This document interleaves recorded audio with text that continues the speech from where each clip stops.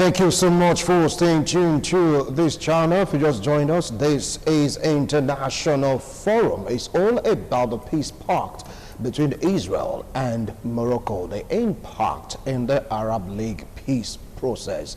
With me here in the studio to talk about this, a lecturer from UNIBEN, joining me to welcome Felix Osareme. Welcome to International Forum, sir. Good afternoon. I appreciate your coming. Good afternoon. All right. Here we are. The man Donald Trump, he has done it yet again. He went on Twitter to break the news by himself. He said, look, this is what has happened. Another milestone in bridging the gap between the Arab League and Israel. And the world has been talking about this. The sixth nation in the Arab League for Donald Trump to come, cementing the relationship between Israel and these countries together. We have the UAE, we have Bahrain, just to mention a few of them. The latest right now in the list, which is the sixth, is Morocco. What do you have to say about this? Historically, the state of Israel came into existence after the Second World War. The Second World War ended in 1945, and the Jews, because of international outrage over the attempt by Nazi Germany to exterminate the Jewish race, because record has it that over 6 million Jews were eliminated using different methods. So the international state system recognized that the Jews have been in diaspora since their dispersal from their homeland. And the area they recognize as their homeland is Palestine. Palestine at this time was under British control as a mandate territory, because after the First World War, the area was taken from the Ottoman Empire that was broken up. It now created a new state of Turkey, so the area was under trust. So because it was a trust territory, and the recognition that the Jewish race has suffered a lot of pogroms in the past, but this particular one was described as the Holocaust, an attempt to finally wipe them out of the face of the earth. So the Germans claimed under Hitler that they have found the final solution to the Jewish problem, because they considered, in quote, that the Jews were the ones manipulating the global economy to their own advantage. That wherever you find a Jew, they are always involved in sharp practices, in usurious practices, and it did not acknowledge the fact that they made excessive contribution to humanity. So he looked at one side, and of course it was a populist government based on emotion driven by the failures of the economy, but he was able to lift them out of the doldrums, and the Jews suffered the majority of the Holocaust of German power in the Second World War. Other nations fought in that war, and the estimated total fatalities grossed over 20 million globally. So it was something very serious. And when the argument came up that the Jews should be given a homeland, they should be allowed to return to their original homeland, which is in Palestine, much of the world did not say anything wrong with it. Interestingly, no space is actually vacant on earth. So people were living there, and there were people called Palestinians living there, a mixture of Arabs, Jews, both Christian and Muslims, in different ratios, but in the same homeland. So the Jews were allowed to return because they have historically claimed that that is their home. So the return led to the creation of the modern state of Israel in 1948. The Palestinians that were there before, there was an attempt to balance the relation. Okay, allow these people to take a part, you will take your part. The Palestinians said no, that the state of Israel cannot exist. The Palestinians that said the state of Israel cannot exist did not have the means to actualize their desires at that time. So they had to call for support.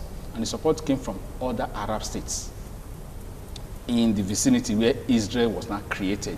So Israel from creation was surrounded by a motley of belligerent Arab states. That is what has caused a series of wars. And each time they gang up against Israel, the Israelis have always come at tops, simply because Israel had the backing of the most powerful nation on earth at that time, the United States of America. Even though the British preferred the solution, when the problem became critical, the British handed it over to the United States of America, of course, as the successor nation to the international state system and the dominant power in the world at that time.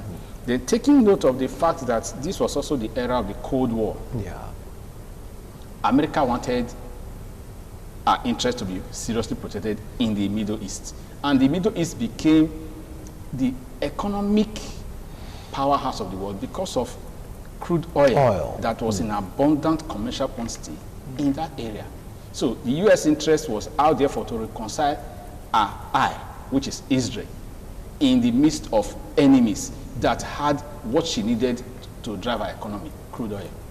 So it's a very difficult and technically almost impossible act. So you need to be very skilled in international politics to be able to balance the thin line between keeping Israel as a state to survive on the one side and keeping the Arab states that form the Arab League at bay in not actualizing their desire that Israel as a state must not exist. So Israel began to develop her own potentials. And we should accept the fact that necessity is the mother of invention. And the Israelis are a gifted group of people, highly ingenious. So they've been able to transform that so-called wasteland from a desert into paradise on earth. That miracle did not happen overnight. It took efforts. It took nationalistic zeal. It took international support, particularly from the United States of America.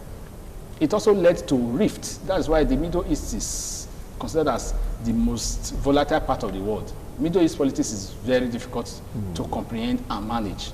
So over the years, American governments have had to put a lot of resources into sustaining Israel.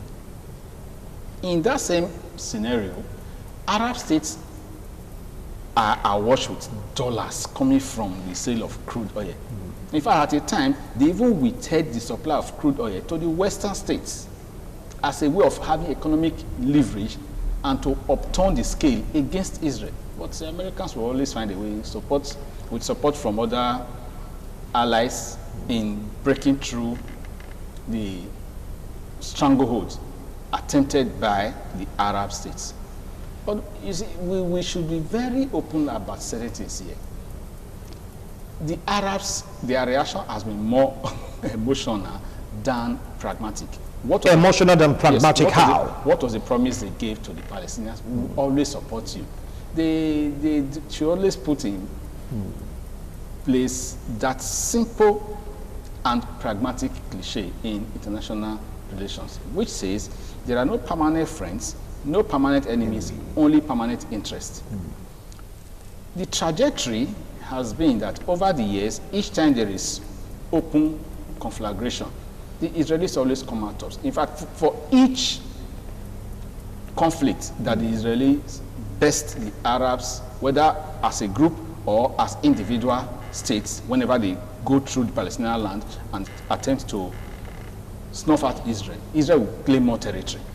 That's always the price. In fact, the Israelis developed to the point where any attempt or act that leads to the death of an Israeli, Israelis will make sure that at least 10 Palestinian lives will be taken to ensure that, using the mosaic rule of an eye for an eye, if you take one from us, we'll take more from you to keep you at bay. But the Arabs have not given up. The Arabs have been driven by that Arab nationalism, the love for the homeland, believing that Palestine and the Palestinians deserve their support. And they've been pushing in a lot of resources. But the people that are on ground, the Palestinians themselves, have now become more of refugees in their homeland.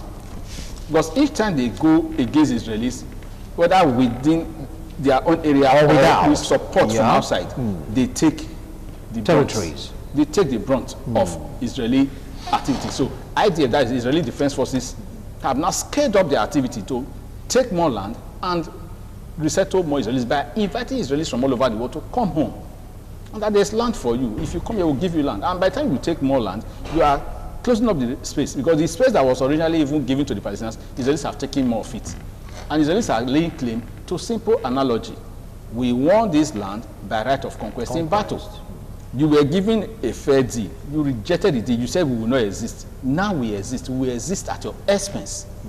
So the Israelis have been pushing and pushing and pushing. And to date, even though there have been attempts by the international community to outlaw the Israeli creation of new settlements, particularly in Golan Heights, in fact, they even took Golan from Syria. Yeah. The countries that were around there began to take from Jordan too, apart from the Palestinian territory, because each time those people ganged up against Israel, they would go out and take part of their territory. So it became a very interesting matter. We are no longer even talking of Israel and Palestine existing.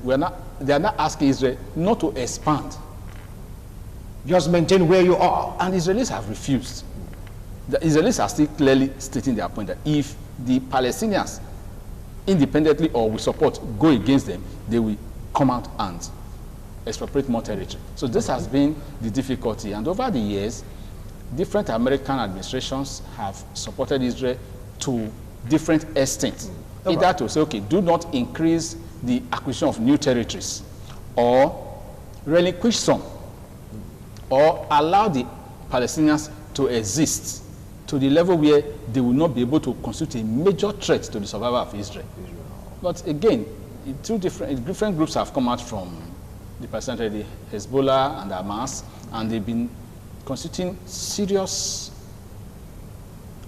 obstacles to Israeli plans. Right. And each time they do that, of course, they always use terror tactics. They do not believe in conventional guerrilla warfare. engagement. Yes, guerrilla warfare, but mostly terror tactics, not just guerrilla warfare. Guerrilla warfare is where you have to fight from door to door, street to street. Yeah. This one, they launch attacks, attack schools, use bombs, use everything. So, of course, for a long time, the PLO was designated globally as a terrorist organization. But with the easing of relations between the US and the PLO, the Yasser Arafat's time, they began to review. So, okay, it's no longer a terrorist organization. You now have what we call Palestinian Liberation Movement. Liberation Movement. Then the Palestinian Authority to manage the area in a kind of very difficult but possible agreement. You are allowed to manage your territory subject to the fact that you will not constitute a hindrance. And that's going to be very difficult because there are persons that are saying they will shed their last drop of blood to ensure that the Israelis are driven to the sea. And the Israelis will not go into the sea. Okay. So it's going to be a very difficult matter. Thank you so much for giving us the history of how they all got to this point. Now let's take a look at Morocco. A part of Africa, Dupa like said that it's more of the whites, Morocco and the rest of them. A promise was made to them. Part of the West Sahara, so to speak, was added to the region because of this agreement. Do you think no, not added. Yeah. The Americans recognized. Morocco is already in control of more than half of Western Sahara. Oh, but still wasn't recognized. No, if you say added, it's as if America owned it and gave it away. Oh, hold on now. Now it was recognized because then it wasn't officially done, so it was recognized. That means it's been added, so to speak. No. Do you think that will really flip the coin in this regard? Well, sometimes we should be very, very clear as to how we put things out in the international sphere. Today, Western Sahara, more than 2/3 of it is under the control of Morocco. But the Polisario is in control of less than 1/3 of the territory. And most of the Polisario members are in refugee camps inside Algeria. It's just that the Moroccans did not do what would have called a fait accompli, where they would just overrun everything. But according to them, that's part of Algeria. Yes, you see, the Moroccans are also claiming that the area they have occupied is historically part of their territory. So there are a lot of arguments here, because these are areas that were subject to Western European imperialism. Spain controlled Spanish, that's the Western Sahara area. Yeah. And most members of the African Union, right from the time of OAU, they've supported the movement for an independent state of Western Sahara, the Sahrawi Democratic Republic. Yet, they do not have the enablement to prove their case. If they had the enablement, they would have combined against Morocco. For a long time, Morocco was more of an ostracized state in Africa. Yet, Morocco is an African state. The kind of thing we call internal colonialism, where you are taking territory from another state. But that is almost somewhere in Africa. Ethiopia, Eritrea, even recently the Tigray movement in Eritrea. These are issues that we are aware of in Africa. In Djibouti, in that Somalia area, the same thing happened. So it's no news. what we should be very careful about is to use the word America has given. America did not give. America recognized something because we are going to be a difference. Hold on now. Now, you recognizing something that wasn't recognized before. Is that not an addition? Because according to the argument which you rightly state, look, that is a part of Algeria. Though is a serious majorly part of. Okay, majorly part Morocco. of. Okay, fine. Morocco and Algeria, they are neighbors. But the thing is that it wasn't recognized until now. Now, I'm not asking the question, was that not what really, you know, buttered this deal for Morocco to accept? To the point where, you see, Donald Trump, as President of the United States of America, believes in transnational foreign policy. You give me something, I give you something in return. That's straightforward.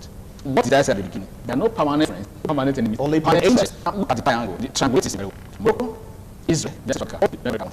Peace deal between most Arab states and Israel.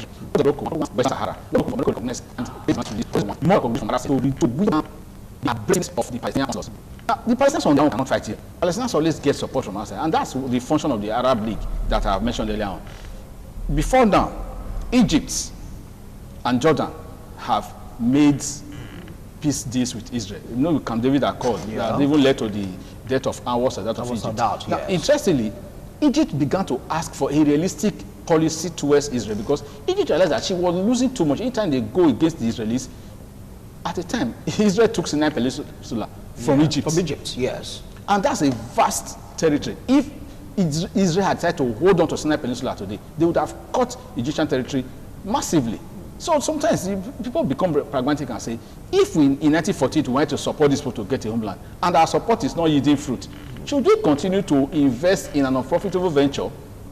That is the pragmatism that is driving the argument on some of the Arab League states. And America is also cushioning it because, remember, even as America was signing this agreement now, pushing this deal, America has also struck a deal with Morocco to supply Morocco drones. So the Americans don't ever lose. It's like a win-win situation. Shape.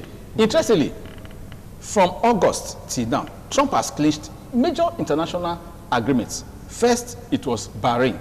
Second, UAE. These are major, powerful, very, very rich Arab Gulf states. And they are all members of the Arab League. They are beginning to shift ground. Then, Sudan. Sudan is known as the hotbed of terrorist activities and extremism.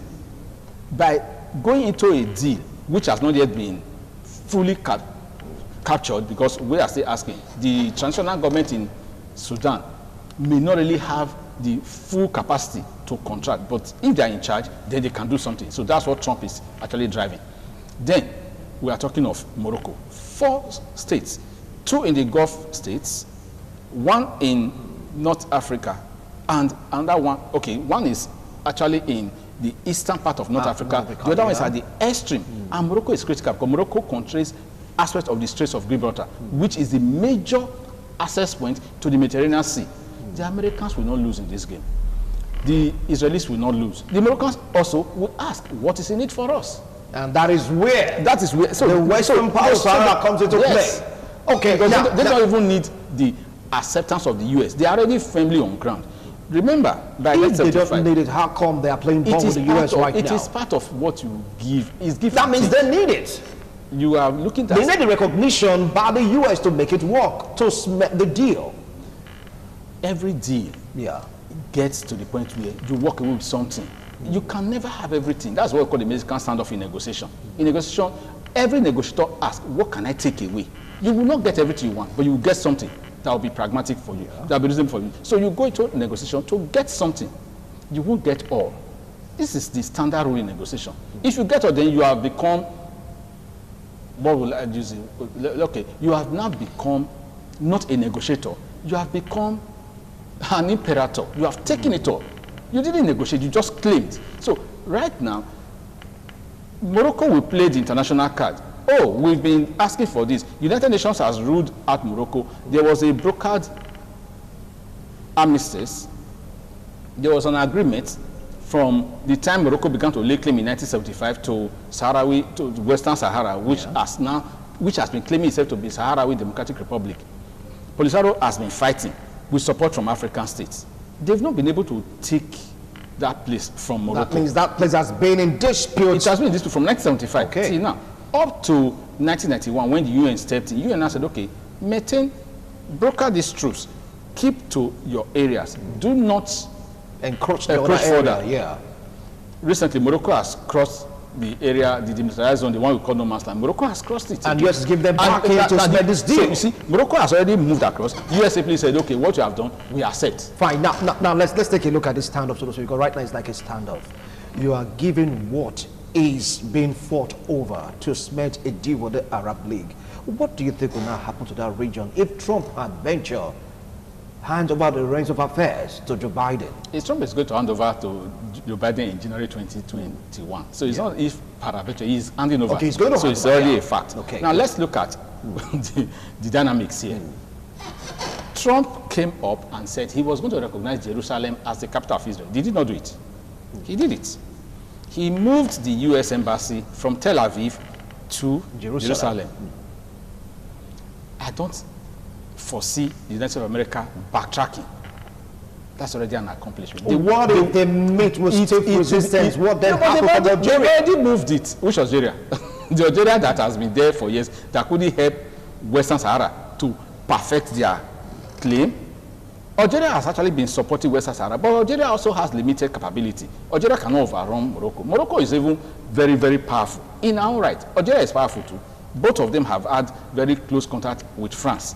So France has been trying to balance the act.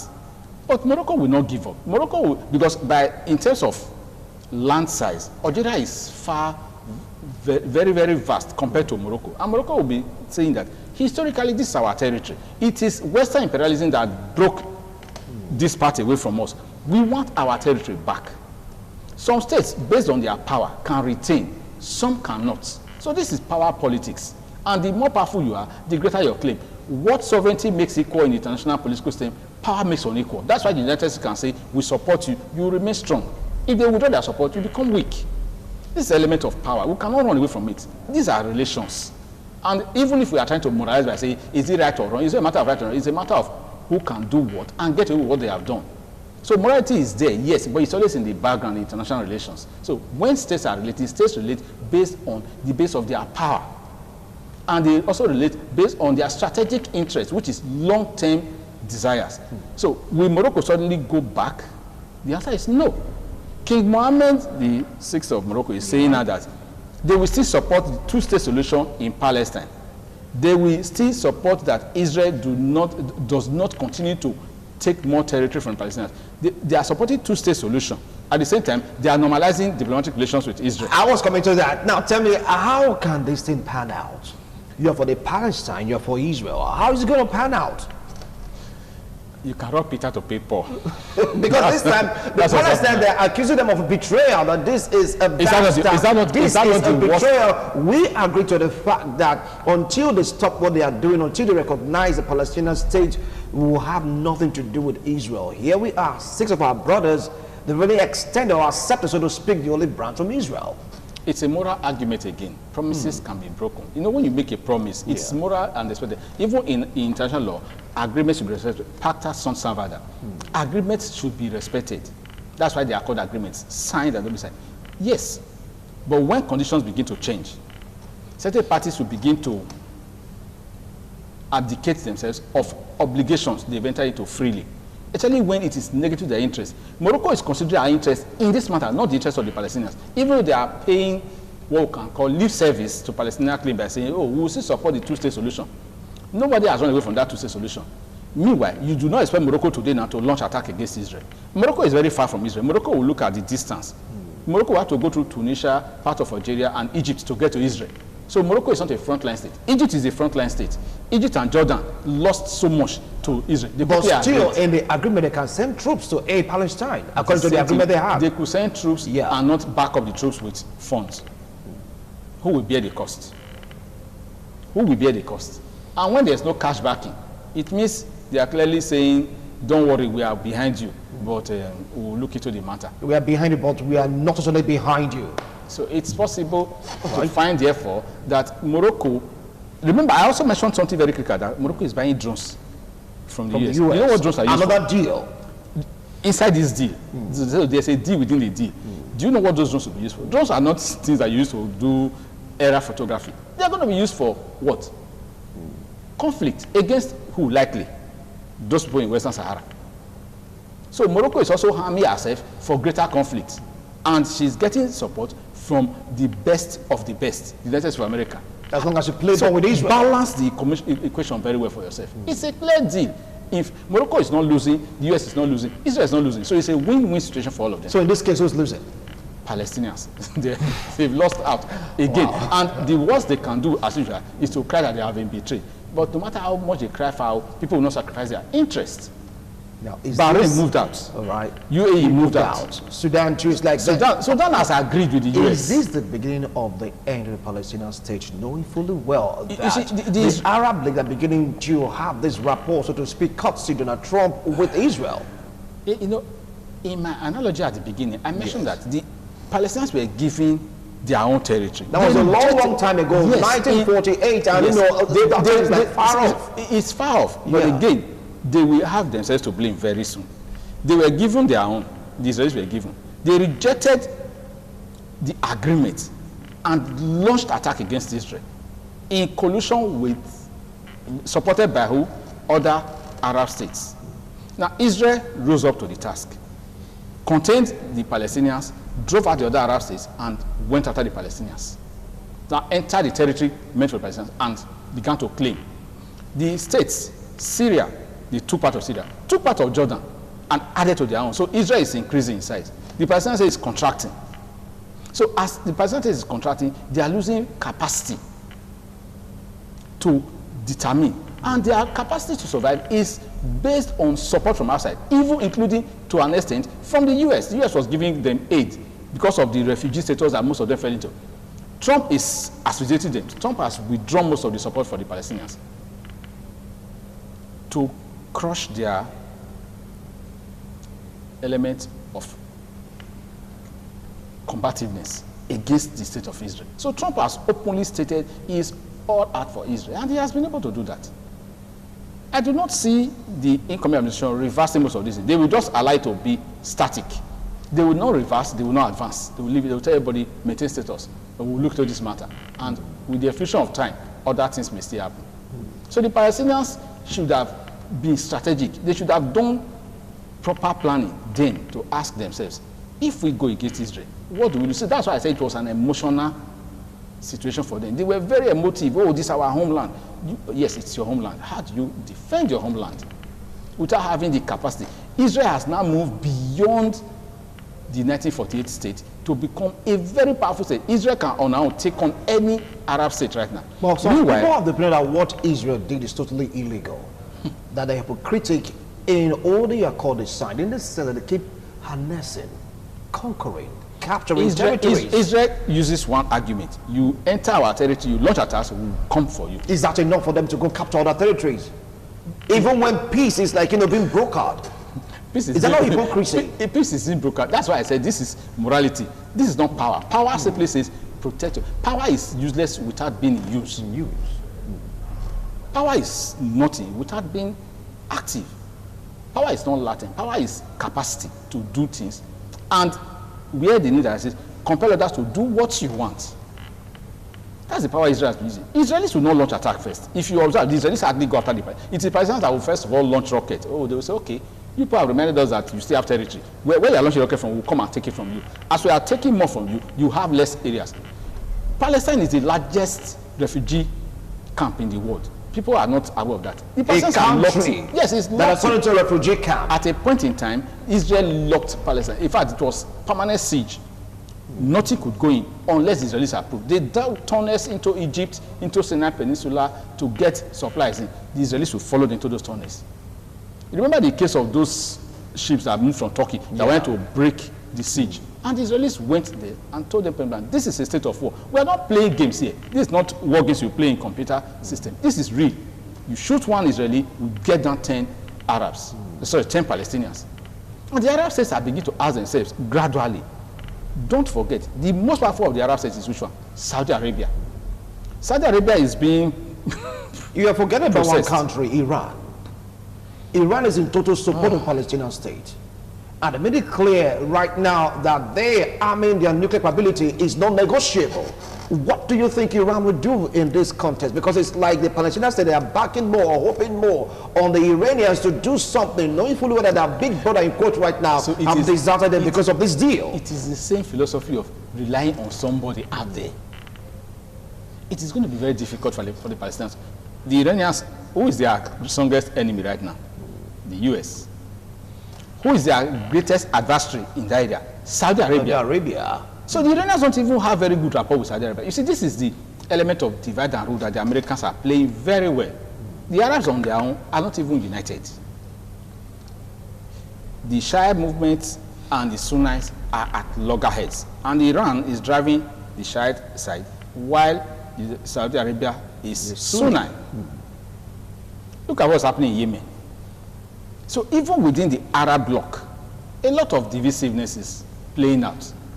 And the Americans will simply sit down and be throwing charcoal, stoking the flames. Wow. So it is for the Arabs to come back and ask themselves, okay, let us do a fact check. Can we overrun Israel? If no, what is the pragmatic way to go? It is not a matter of morality. And that is the question I want to throw at you right now. What is the pragmatic way to go? Because right now, they are like choked, so to speak. I'm already answering the question. All right. They are the ones that are not playing their game very well. They have resources, crude oil. They can use it as a negotiating tool. They still have land. They have population, even though it's not massive. And remember, UAE is developing into the biggest and technology-driven part of the Arab world. The conservatism of Saudi Arabia is holding her back, even though she's also developing. But right now, Prince Salman is like breaking yes, all... that's why I said conservatism. Okay. She's exposing, opening herself. Yeah, gradually to development. Gradually, yes, she is. But she's already developed in terms of economic potential. It's the social and religious part that they are gradually looking at. Okay, liberalizing opportunities for women, allowing women to drive cars, allowing women to go out on their own. Yeah. So gradually, something you would have believed was unthinkable 20 years ago is happening suddenly. Yeah. All right, Prince Salman bin MSB is pushing. Mohammed bin Salman is doing that.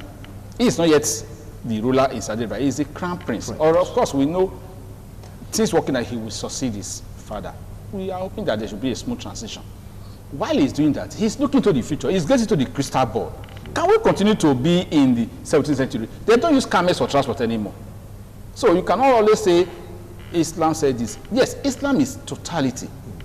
The rule in Islam is complete submission to the will of Allah. Everything you do is regulated. But they're also coming to reality, to terms with certain things that were not in existence some years ago. And in doing that, they don't want to break down the bastions of the religion. Yet they want to be in sync with the modern world. UAE has crossed that divide already successfully. Bahrain is coming behind. Saudi Arabia is still maintaining more like, oh, we are the traditional homestead of Islam, so we'll still wait here. Let others gradually move. Iran that is threatening, is Iran threatening with bow and arrow? Iran is threatening with nuclear capability. And in Iran threatening to go up in arms against Israel on behalf of Palestine, Iranians will also ask them very soon. In fact, if Palestine is not able to stand its ground, what do we really lose? So the emotional part is really being whittled down for the pragmatic, realistic part. That's right. International relations is based on permanent interest. No permanent friends, no permanent enemies. So now from what you say, there's no hope for the Palestinians right now for what is happening. Is that what you're saying right now? They should renegotiate terms. They should accept the reality that they cannot continue to... So they cannot oppress Israel. They cannot suppress Israel. Instead, they should agree. Because that's what Israelis have said. Agree and live on the terms that are on the table. If you denounce those terms, and you launch any attack, we'll come after you. All right, before we call it a wrap on this show, don't you think this is a huge plus for Donald Trump's administration, though he's going to hand over the baton to Joe Biden next year in January? Trump is outgoing. Trump stated his objectives when he came in, and he met most of the interests of foreign policy. His own is transactional. You give us something, we give you something in return. America gains. That's what Trump is. Trump is not ready to do the global policeman, where America will be spending her resources, policing the world, making the world safe for democracy. That was not Trump's. Trump's philosophy was, what's in it for the US? the world should also wake up to that reality, because that's actually what drives everybody in the long run. What's in there for us? Yes, in the international system, that's what all states push. It's only some funny states that will begin to look at morality, look at arguments. At the end of the day, you will come back to that same point. No matter how far you run, you will come back to that reality. What do you stand to gain or lose if you do not take that decision at the appropriate time? All right, thank you so much. I will appreciate your lectures, like, a lecture, so to speak. For almost 1 hour, I've been talking about this issue. The Palestinians are so not happy about this. They are calling Morocco traitors, calling Bahrain traitors, calling UAE traitors. Saudi Arabia, the biggest of all traitors. So now, Sudan also, you guys are backstabbing us. But is that going to change the narrative? We keep watching to see what will play out next. Thank you so much. I appreciate your comments. Thank you for having me. Thank you so much. We'll do it again next week, Tuesday. God willing. Bye for now.